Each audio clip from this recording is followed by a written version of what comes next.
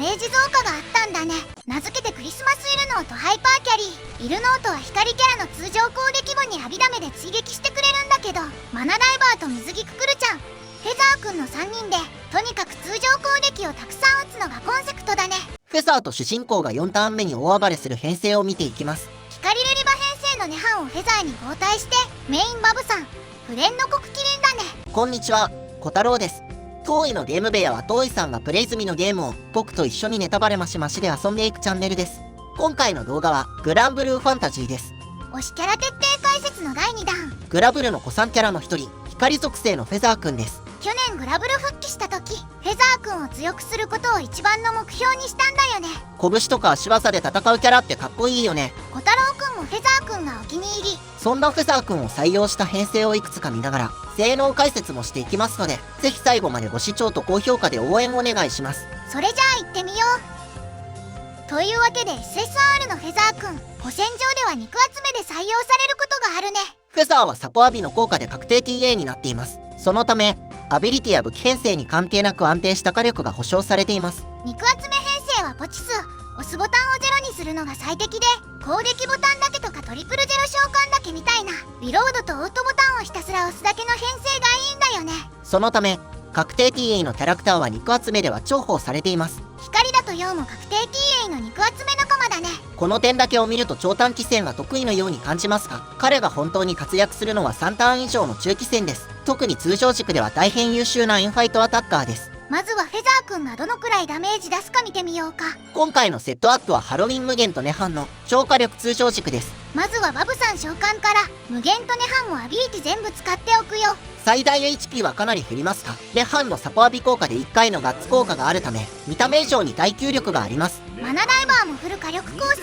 武器編成は真面目な短期通常軸って感じ。この編成ではとにかく主人公とフェザーが火力を出します。1ターン目のフェザーくんは1、ニアビを打つよ。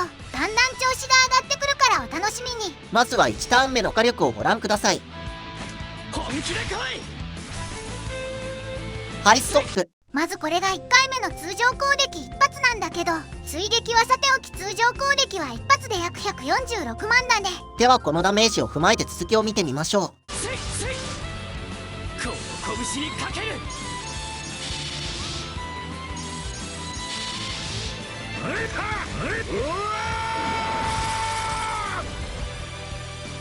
レイジングブラストナックル。ハイストップ。奥義を打ってから2回目の通常攻撃は約154万だね。リバミに捨てる込みで約8万もダメージが上昇しています。これはフェザーのサポアビ効果によって奥義か TA 発動時に青き聖剣レベルが上がっているためです。青き聖剣レベルが1上がると別枠上山の攻撃 10% アップ、ダメージ上限 5% アップ効果が最大レベル後の消去負荷バフ扱いになるよ。2回目の通常攻撃時にはレベル2になっていたため撃墜効果の3万を差し引いて今回の編成ではレベル1あたり 2.5 万のダメージ増加になりました。通常一発で 2.5 万は結構な上昇だよね。それじゃあ続きも見ていこう。1ターン目はバブさんの召喚効果もあるため2ターン目以降はよだめ上昇が10万減少します。2ターン目のフェザーくんはニアビを使うよ。通常攻撃が約150万、撃墜効果を差し引き147万です。1回目はバブさん込みで約146万、バブさんの10万を差し引いて約136万とします。1ターン目でレベル3に上昇しているため2ターン目はレベル3なのでレベル1あたり約 3.6 万の増加になりました。徐々に温まってる感じだね。面白いのは2ターン目も奥義使えたところかな。フェザーは通常攻撃の頻度が多いため自分の奥義ゲージも溜まりやすい特徴があります。3ターン目までにレベル5になったから3アビを使ったね。フルオートでは3アビを先に使ってしまいますが手動なら先に2アビを使った方がいいですね。通常攻撃は約158万になりました。元は136万で撃墜を差し引くと19万増加してるから青き聖剣レベル1あたり約 3.8 万のダメージ増加があったんだね。そしてダメージ上限上昇なので奥義の火力も増加します。こんな感じでフェザーくんは奥義が回りやすくて毎ターン通常攻撃を打って火力を出すキャラだよ。レハンやハロウィン無限のような通常攻撃を超強化するメンバーと組むとフルオートでも安定した火力が期待できます。この編成はマナダイバーにとっても最高のサポーターが2人いるから主人公の火力が高いのはもちろんだけどフェザーくんには幸運の指輪もあげてるからマナダイバーも超える火力を出してるんだよね。1人だけ通常攻撃を多く打てるのが高火力の基礎になっています。通常攻撃だけかと思いきや奥義も毎ターン打っってたから、ここでもしっかり差が出てるね。そして意外にもアビリティダメージも稼いでおり、奥義よりもこちらの方が高火力です。1アビは合計3回しか使ってないんだけど、奥義部に出てたおまけのダメージがアビダメになってて、これもなかなか火力出してるね。この編成で言うと、基本的に通常攻撃はダメージ減衰に届いているため、無限の確定クリティカル効果がある5ターン目までは、アークを輪廻に持ち替えて、アビダメを伸ばすだけで全体の火力が上がります。フェザー君のアビダメもかなり上がってるね。輪廻1本で全体1200万のダメージ増加。本当に光の神石はアビダメが凄まじいね。光で降る音をするならアビダメということで、こんな編成にもフェザー君を入れてみました。名付けてクリスマスイルノーとハイパーキャリー。イルノートは光キャラの通常攻撃後にアビダメで追撃してくれるんだけど、マナダイバーと水着ククルちゃん、フェザー君の3人でとにかく通常攻撃をたくさん打つのがコンセプトだね。1ターン目にククルとイルノートの強力な3アビがあるので、バブさん召喚からスタートです。フェザー君の高頻度な2アビで通常攻撃をして、イルノートの追撃をしながらククルちゃんのアクアタンクも貯めて、アビダメをとにかく誘発させるのが仕事だね。先ほどの通常軸の自分で火力を出す編成よりも、フェザーの身軽さを活かせる編成です。攻撃回数って意味で似たことができるキャラクターとして、最終実装済みのアルベールがいるよ。アルベールは自身に2回行動を高頻度付与できるため、フェザーと同じくらい通常攻撃を打てるようです。フェザー君のいいところは確定 TA で安定感があるところだね。4ターンくらいのフルオートだと、この連撃数の違いでもう1ターン増えることもあるから、その意味でもフェザー君の中期戦性能は高いと思う。他にはリミテッドのサンダルフォンもアビリティで通常攻撃を使えますが、この編成で4ターン使ってみた感じだと、サンダルフォンの火力が出し切れず、勝負になりませんでした。通常軸の編成じゃないからサンちゃんには分が悪いんだよね。フェザー君も通常軸だから、単体火力は大きく落ち込むけどね。フェザーの奥義母にアビダメがついていることで、アビダメ軸でも最低限は仕事ができるようです。アルベールも通常とアビダメ両方いけるタイプだから、その意味でも役割が似てるね。アルベールは水着ユリウスと一緒に編成すると、毎ターン合計5つ以上の弱体効果を与えられるため、水着ユリウスとの編成ではフェザーと明確に差別化されます。通常軸のフェザー君、弱体効果軸の BOG、一番の違いは、フェザー君はまだ最終上限解放を残してるってことかな。あるいはリミテッドや季節限定で実装もありえますね。季節限定は SR でハロウィンが実装済みだね。基本的に拳で語り合うか勝負することしか考えていないので、季節限定のフェイトエピでいつもと別の顔を見ることはできません。怖いもの知らずで何事もはっきりしてる、竹終わったような性格だよね。バトル中も大声で奥義名を叫ぶなどバトルものの主人公適性が高く、主人公よりも王道主人公らしいのがフェザーの魅力でもあります。ぜひドレバラとか古戦場でフェザー君使ってみてね。まもなく4ターン目が終わりますね。通常軸編成は4ターンで102億8000万ダメージだったよ。改めて見ると奥義よりその後のアビダメの方が火力出てますね。ククルちゃんのアビダメも5発出てていい感じだね。そして4ターンの総ダメージですが、約3億5000万以上です。ククルちゃんをわずかに上回ってるけど、2人合わせてもイルノートに勝てないのは圧巻だね。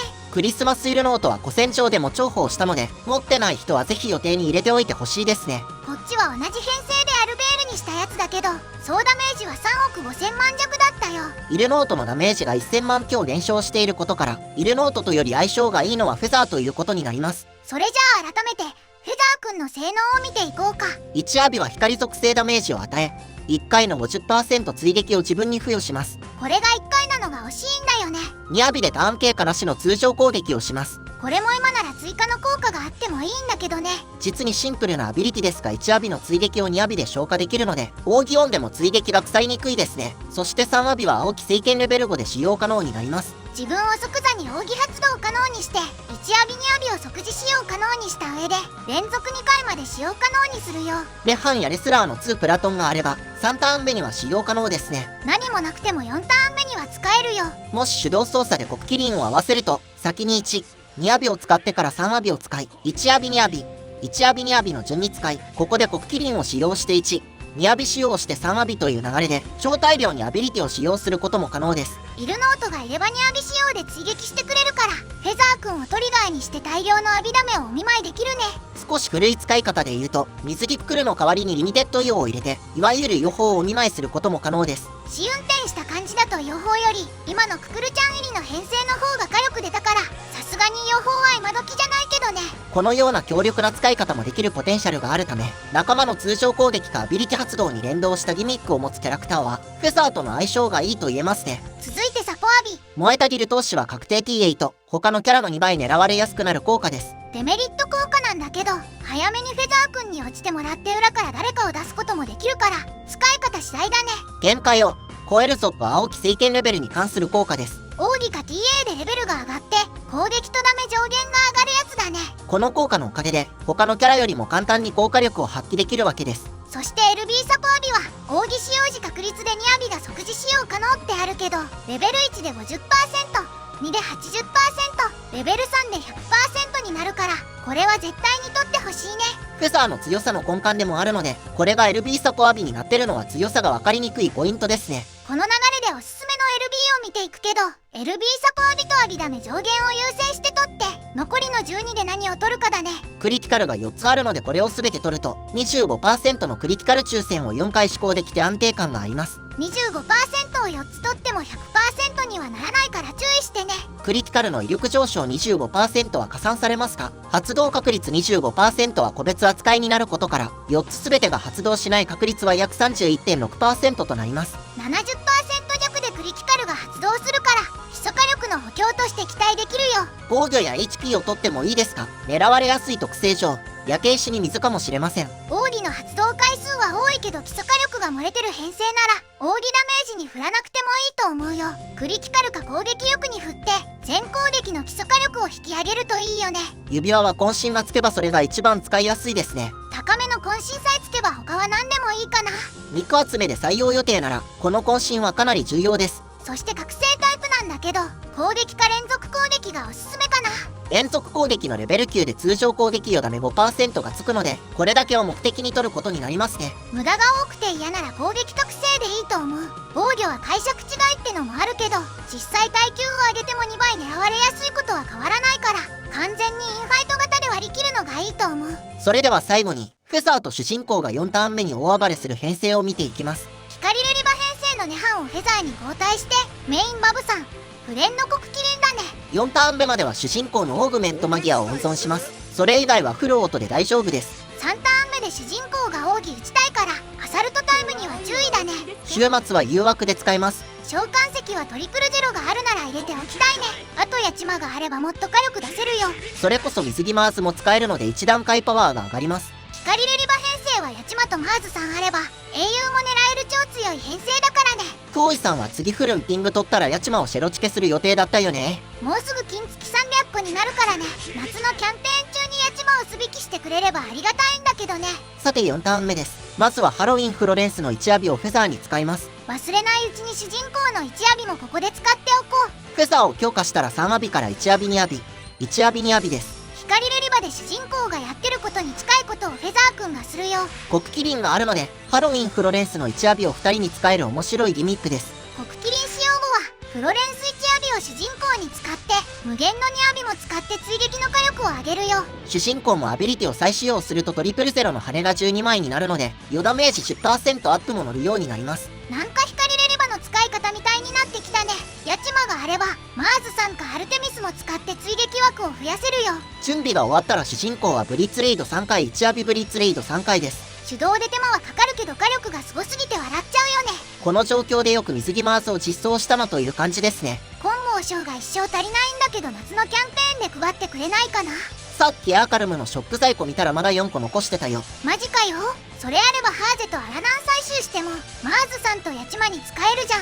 そんな話をしてたらフェザーの番ですね。1アビ2アビ3アビの順に使ってから再度1アビ2アビです。奥義はオフにしておきます。主人公をキングにして裏からネハン引っ張る編成も試してみたんだけど、さすがに光レリバの完全介護官だったね。それだけ光レリバ編成が完成されたものということですね。そして総ダメージは4億2000万強。これだけを全立てしても主人公の半分しかダメージを出せないのでフェザーはさぞ悔しがってくれるでしょう。フェザー君だけで言えばすごい頑張ってるんだけどね。ちなみに同じ武器編成でネハン戻して光レリバするともしかして3000万もダメージ多い？しかもさっきのは4ターン、これは2ターン。フェザー君がもっと活躍できる編成を思いついた人はぜひコメント欄で教えてください。最終上限解放期待してるぞフェザー君。今回はここまで。次回へ続く。なあ団長、野菜もいっぱい食わないと強くなれないって本当か？肉だけ食ってりゃいいと思ったけどバランスってのも大事なんだな。勉強になったぜ。俺はこの拳で高みを目指すんだ。さあ手合わせしようぜ。